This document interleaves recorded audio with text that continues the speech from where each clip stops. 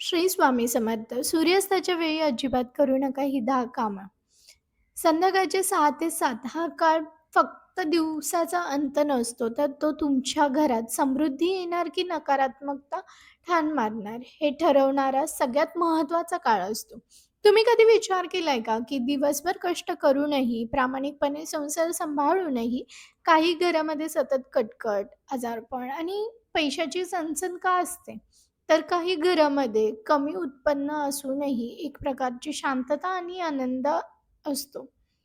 अनेकदा कळत-नकळत सूर्यास्ताच्या वेळी घडणाऱ्या 5 ते 6 बारीक-सारीक चुका तुमचं संपूर्ण घराची ऊर्जा बदलून टाकतात. तर आज आपण सूर्यास्ताच्या वेळी अशी 10 कामे आणि असा एक सिद्धांत, संध्याकाळचा नियम पाहणार आहोत, जो तुमच्या आयुष्यातील आर्थिक आणि मानसिक त्रासांना कायमचा पूर्णविराम देऊ शकतो. स्त्री ही घराची अन्नपूर्णा आणि लक्ष्मी मानली जाते. दिवसभर तिची धावपळ, मुलांचा अभ्यास, स्वयंपाकघर, घरातील कामं आणि जर ती नोकरीला असेल तर तिथला ताण. हे सगळं सांभाळताना ना संध्याकाळ कधी होते हे तिचं तिलाच कळत नाही. पण तुम्ही मला प्रामाणिकपणे सांगा, की संध्याकाळी सूर्य मावळतीला जात असताना जेव्हा संपूर्ण निसर्ग शांत होत असतो, तेव्हा तुमच्या मनात शांतता असते की चिडचिड?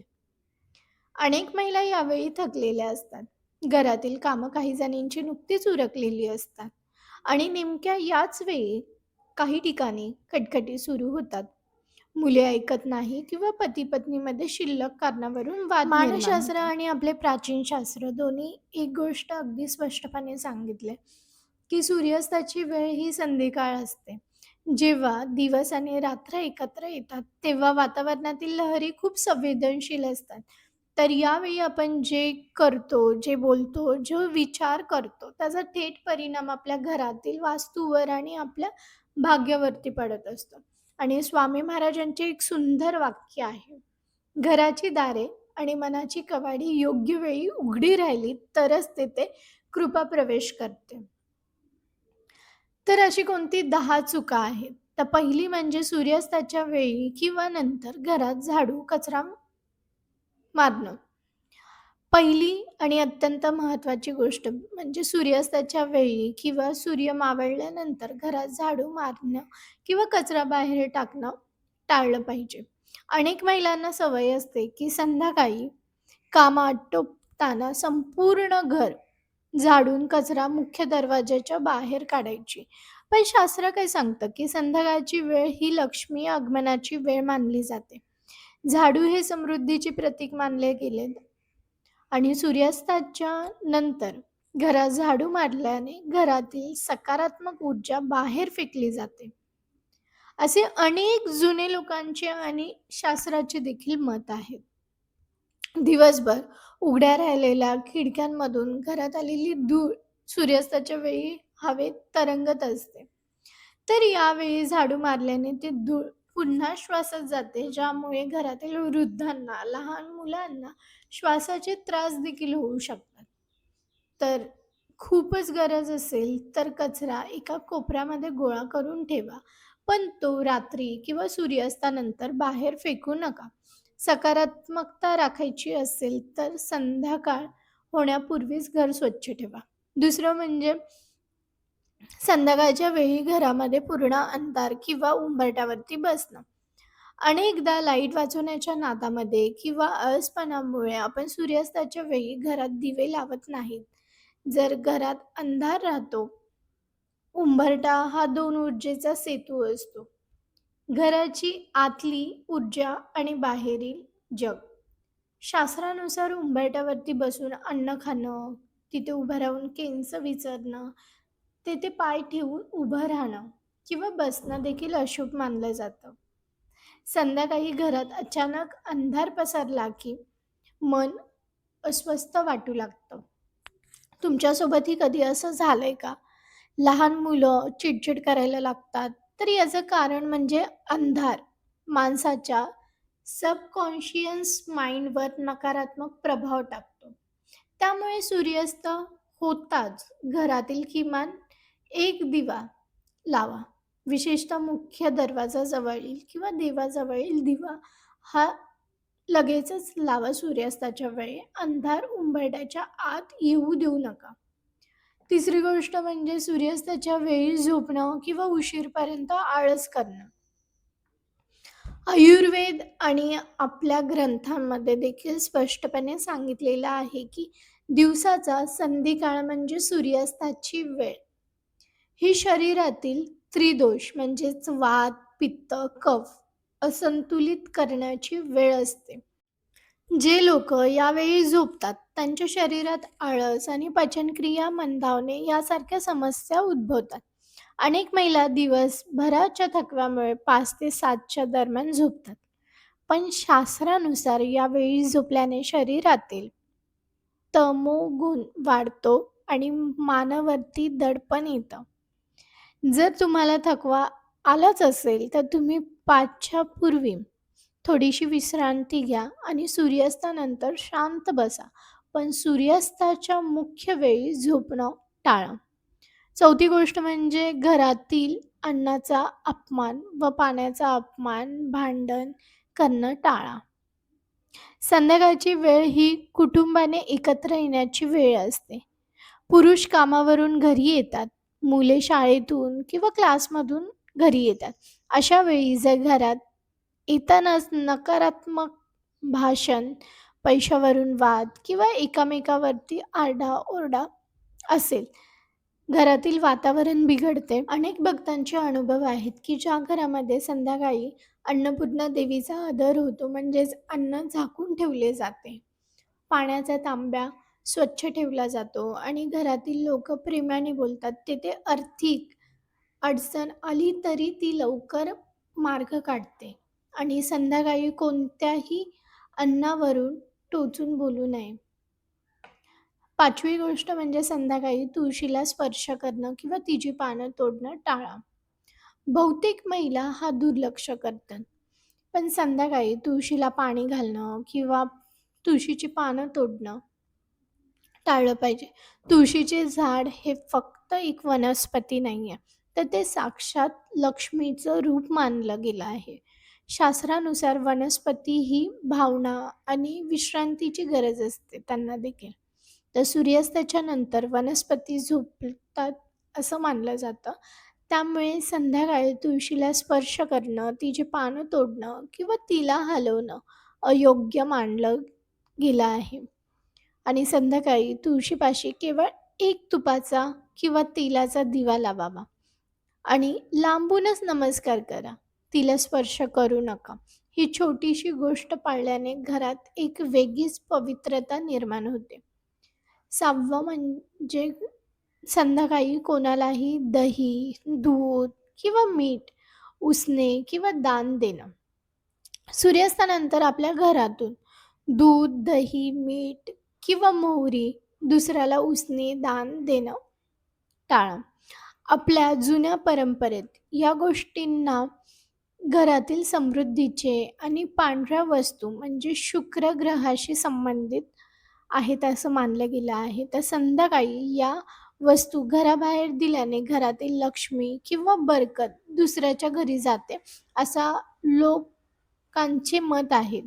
जर आजच्या काळामध्ये हे जुनावट वाटत असेल तरी देखील व्यावहारिकदृष्ट्या विचार जर केलात तर संध्याकाळच्या वेळी घरातील आवश्यक वस्तू बाहेर दिल्याने स्वतःच्या घरातील व्यवस्थेत कमतरता निर्माण होते.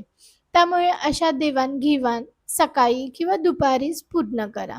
संध्याकाळच्या वेळेस घरातली कुठलीही वस्तू इतर कोणालाही देऊ नका.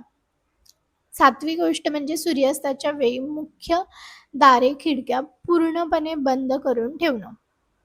संध्याकाळी निसर्गात प्राणवायू आणि सकारात्मक ऊर्जेचा प्रवाह बदलत असतो. तर यावेळी घराचे मुख्य दार किमान 15 ते 20 मिनिटं तरी उघडे ठेवावेत. मुख्य दारावरती प्रकाश असावा असे मानले जाते की संध्याकाळी सकारात्मक ऊर्जा दारातून प्रवेश करते. जर दरवाजाच बंद असेल तर नकारात्मकता घरातच कोंडली जाते. खिडक्या उघड्या ठेवा. घरात ताजी हवा येऊ द्या. यामुळे घरातील प्रत्येकाचाच मूड लगेचच चांगला होतो. 8वा, देवाला दिवा न लावता मोबाईल किंवा टीव्हीमध्येच गुंतून राहणं. हे ऐकताना स्वतःकडे एकदा पहा, की आजकाल बरेचसे लोकं असे करतात. तर आजकाल संध्याकाळच्या 6 ते 8 तर 6 ते 8 या दरम्यान आपण काय करतो, हातात मोबाईल, सोशल मीडिया किंवा टीव्हीवरती मालिका. ज्या वेळी घरामध्ये धूप, दीप, स्तोत्रांचा सूर घुमायला हवा, त्यावेळी आपण टीव्हीवरील भांडणांचा आवाज, मोबाईलमध्ये रील्सचे नकारात्मक विचार आपल्या कानावरती पडत असतात. ही चूक आपल्या घरातील शांतता पूर्णपणे नष्ट करत असते. तर संध्याकाळच्या वेळी किमान 30 मिनिटं तरी डिजिटल डिटॉक्स करा. मोबाईल बाजूला ठेवा, टीव्ही बंद करा. जरी टीव्ही चालू ठेवला तर त्यावरती देवाची गाणी लावा, एखादं संगीत तुमच्या आवडीचं लावा. घरामध्ये पॉझिटिव्हिटी निर्माण करा, सकारात्मक ऊर्जा येऊ द्या. घरात शांतता किंवा नामस्मरण राहू द्या. नवी गोष्ट म्हणजे संध्याकाळी भूतकाळातील दुःखांची उजळणी करणं किंवा भविष्याची चिंता बाळगणं. मानसशास्त्रानुसार संध्याकाळच्या वेळी मानवी मेंदू हा अधिक संवेदनशील असतो. तर यावेळी तुम्ही जो विचार करता तो तुमच्या अंतर्मनात, सबकॉन्शियस माइंडमध्ये खोलवरती रुजत असतो. जर तुम्ही या वेळेमध्ये माझं असंच होतं, माझ्याकडे पैसेच नाही, माझं नशीब नीट नाही आहे, असा जर विचार जर केला, तर तुम्ही ती नकारात्मकता आकर्षित करत आहात. तर त्याऐवजी तुम्ही माझे स्वामी माझ्यासोबत आहेत, माझं घर सुरक्षित आहे, असा सकारात्मक दृढ विश्वास ठेवा.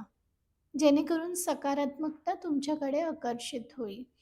10वी गोष्ट, संध्याकाळची वेळ ही स्वामींच्या सेवेची सुवर्ण काळ आहे. तुम्ही तुमच्या कुलदेवताची, तुमच्या इष्टदेवतांची यावेळेस सेवा करा. ही वेळ अशीच निघून जाऊ देणं हे सगळ्यात मोठी चूक आहे. जर तुम्ही स्वामी भक्त असाल, तर संध्याकाळी देवासमोर तुपाचा दिवा लावून एक माळ, श्री स्वामी समर्थ नावाचा जप करा, सारामृत वाचा, एखाद्या अध्यायाचं वाचन करा. यांनी नकारात्मकता पळून जाईल. आणि प्रत्येक महिलेने संध्याकाळी पाळायचे 15 मिनिटाचे समृद्धीसाठीचे रुटीन. तर ती म्हणजे 6:15 ते पावणे 6.